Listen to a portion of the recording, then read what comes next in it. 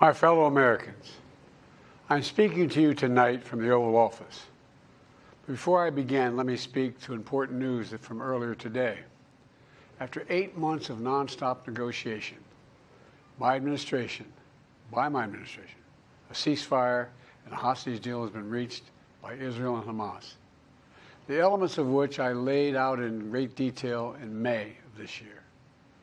This plan was developed and negotiated by my team and will be largely implemented by the incoming administration.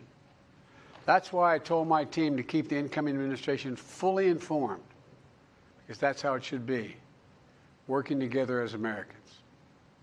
This will be my final address to you from the American people from the Oval Office, from this desk as president. And I've been thinking a lot about who we are and maybe more importantly, who we should be.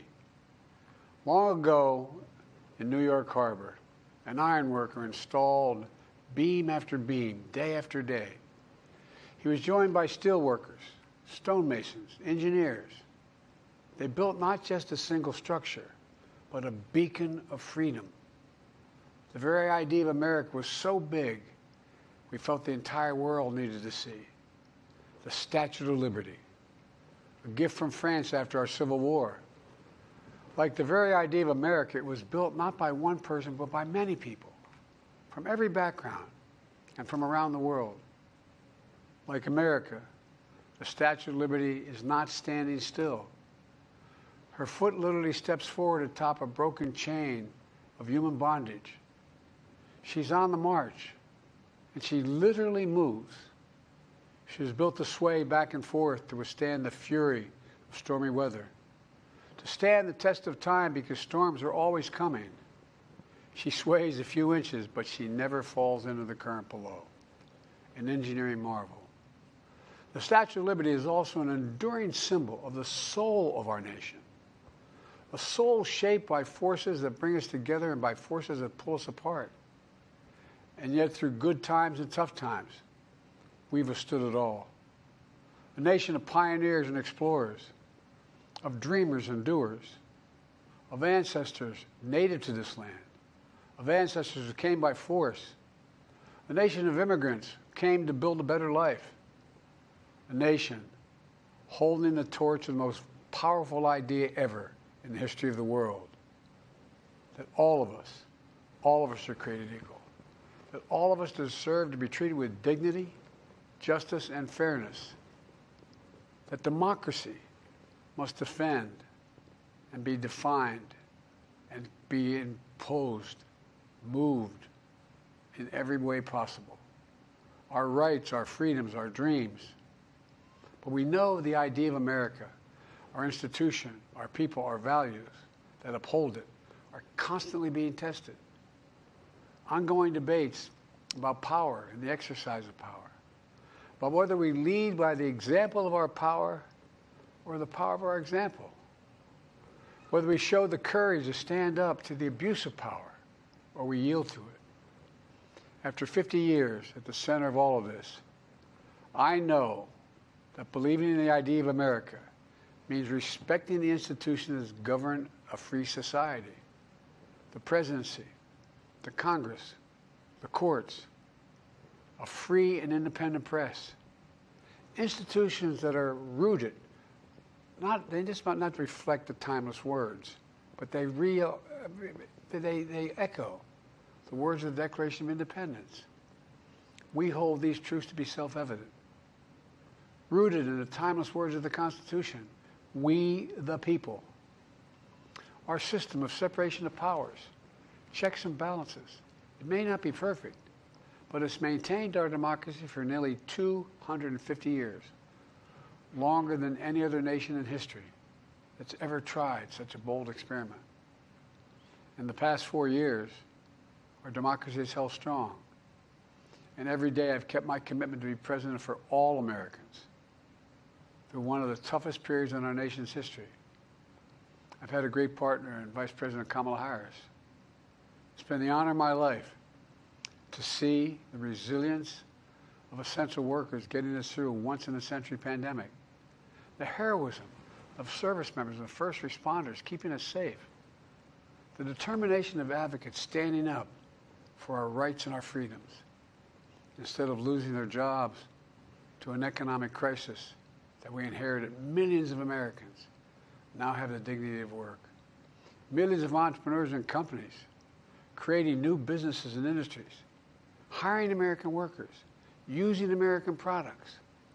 And together, we've launched a new era of American possibilities. One of the greatest modernizations of infrastructure in our entire history, from new roads, bridges, clean water, affordable high-speed internet for every American.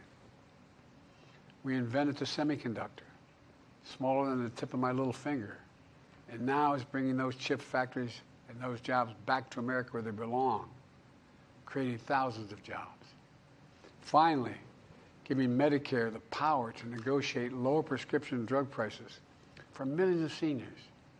And finally, doing something to protect our children and our families by passing the most significant gun safety law in 30 years and bringing violent crime to a 50-year low, meeting our sacred obligation to over 1 million veterans so far who are exposed to toxic materials, and to their families, providing medical care and education benefits and more for their families. You know, it will take time to feel the full impact of all we've done together. But the seeds are planted, and they'll grow and they'll bloom for decades to come. At home, we've created nearly 17 million new jobs, more than any other single administration, a single term. More people have health care than ever before. And overseas, we've strengthened NATO. Ukraine is still free. And we pulled ahead of our competition with China. And so much more. I'm so proud of how much we've accomplished together for the American people. And I wish the incoming administration success, because I want America to succeed. That's why I've held my duty to ensure a peaceful and orderly transition of power, to ensure we lead by the power of our example. I have no doubt that America is in a position to continue to succeed. That's why my farewell address tonight, I want to warn the country of some things that give me great concern. This is a dangerous concentration, and that's a dangerous concentration of power in the hands of a very few ultra-wealthy people. And the dangerous consequences if their abuse of power is left unchecked. Today, an oligarchy is taking shape in America of extreme wealth, power, and influence that literally threatens our entire democracy, our basic rights and freedoms, and a fair shot for everyone to get ahead. We see the consequences all across America, and we've seen it before, more than a century ago. But the American people stood up to the robber barons back then and busted the trusts. They didn't punish the wealthy. Just made the wealthy play by the rules everybody else had to. Workers want rights to earn their fair share. You know, they were dealt into the deal, and it helped put us on a path to building the largest middle class, the most prosperous century any nation in the world has ever seen. And we've got to do that again. In the last 4 years, that is exactly what we've done. People should be able to make as much as they can, but play by the same rules. Pay their fair share of taxes. So much is at stake. Right now, the existential threat of climate change has never been clearer. Just look across the country, from California to North Carolina. That's why I signed the most significant climate and clean energy law ever in the history of the world, and the rest of the world is trying to model it now. It's working, creating jobs and industries of the future. Now, we've proven we don't have to choose between protecting the environment and growing the economy. We're doing both. The powerful forces want to wield their unchecked influence to eliminate the steps we've taken to tackle the climate crisis, to serve their own interest for power and profit. We must not be bullied into sacrificing the future of our children and our grandchildren. We must keep pushing forward and push faster. There's no time to waste. It's also clear that American leadership in technology is an unparalleled source of innovation that can transform lives. We see the same dangers of the concentration of technology, power, and wealth. You know, his farewell address, President Eisenhower spoke of the dangers of the military-industrial complex. He warned us then about, and I quote, the potential for the disastrous rise of misplaced power, end of quote. 6 decades later, I'm equally concerned about the potential rise of a tech-industrial complex that could pose real dangers for our country as well. Americans are being buried under an avalanche of misinformation and disinformation, enabling the abuse of power. The free press is crumbling. Editors are disappearing. Social media is giving up on fact-checking. The truth is smothered by lies told for power and for profit. We must hold the social platforms accountable to protect our children, our families, and our very democracy from the abuse of power. Meanwhile, artificial intelligence is the most consequential technology of our time, perhaps of all time.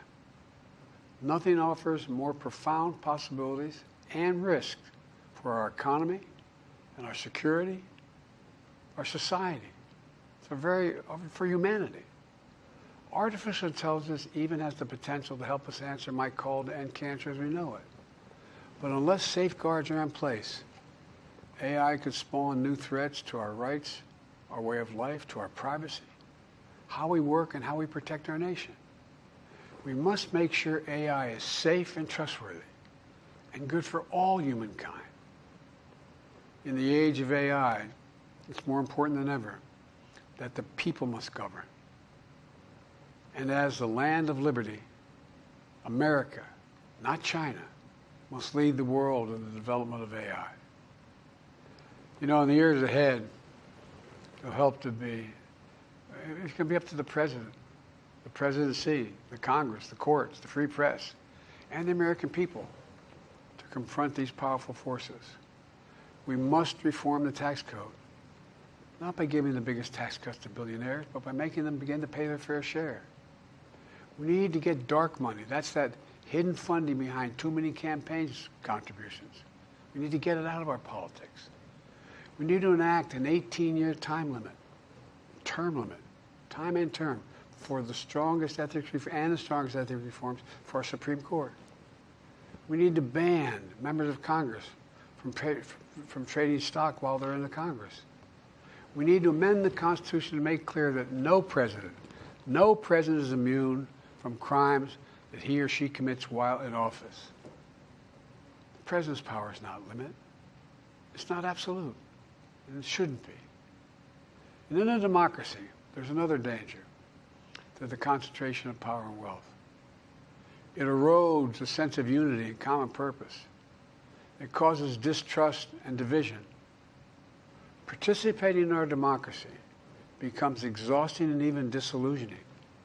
And people don't feel like they have a fair shot. We have to stay engaged in the process. I know it's frustrating. A fair shot is what makes America, America. Everyone's entitled to a fair shot. Not a guarantee, but just a fair shot. An even playing field. Going as far as your hard work and talent can take you. We can never lose that essential truth, remain who we are. I've always believed, and I've told other world leaders, America can be defined by one word: possibilities. Only in America do we believe anything is possible. Like a kid with a stutter from modest beginnings in Scranton, Pennsylvania, and Claremont, Delaware, sitting behind this desk in the Oval Office as President of the United States. That's the magic of America. It's all around us. Upstairs in the residence of the White House, I've walked by a painting of the Statue of Liberty I don't know how many times. In the painting, there are several workers climbing on the outstretched arm of the statue that holds the torch. It reminds me every day I pass it of the story and soul of our nation and the power of the American people. There's a story of a veteran. This is a veteran, the son of an immigrant, whose job was to climb that torch and polish the amber panes so rays of light could reach out as far as possible. He was known as the keeper of the flame. He once said of the Statue of Liberty, quote, "speaks a silent universal language, one of hope that anyone who seeks and speaks freedom can understand." Yes, we sway back and forth to withstand the fury of the storm, to stand the test of time. A constant struggle, a short distance between peril and possibility. But what I believe is the America of our dreams is always closer than we think. And it's up to us to make our dreams come true. Let me close by stating my gratitude to so many people, to the members of my administration, as well as public service and first responders across the country and around the world. Thank you for stepping up to serve. To our service members and your families, it's been the highest honor of my life to lead you as Commander-in-Chief. And of course to Kamala and our incredible partner, the historic Vice President. She and Doug have become like family. And to me, family's everything. My deepest appreciation to our amazing First Lady who's with me in the Oval today. For our entire family. You're the love of my life and the lives of my love. My eternal thanks to you, the American people. After 50 years of public service, I give you my word. I still believe in the idea for which this nation stands. A nation where the strength of our institutions and the character of our people matter and must endure. Now it's your turn to stand guard. May you all be the keeper of the flame. May you keep the faith. I love America. You love it too. God bless you all. And may God protect our troops. Thank you for this great honor.